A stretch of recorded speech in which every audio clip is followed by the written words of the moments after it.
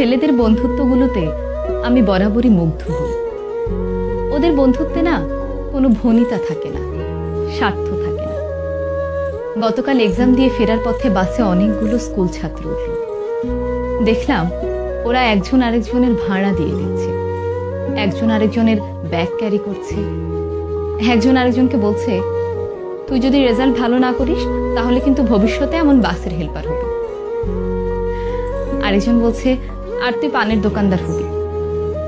ওদের এই খুনসুটিগুলো দেখতে আমার বেশ ভালো লাগছিল। আমি জানি না সামনের কিছু বছর পর ওরা কে কোথায় থাকবে, কার জীবনের মোড় কোন দিকে ঘুরে যাবে। তখন হয়তো এদের মধ্যে কারো কারো বন্ধুত্ব ভেঙে যাবে, আবার কারো বন্ধুত্ব অটুট থাকবে আজীবন। তবে ওদের এখনকার যে বন্ডিংটা, এটা দেখে আমার খুব ভালো লাগলো।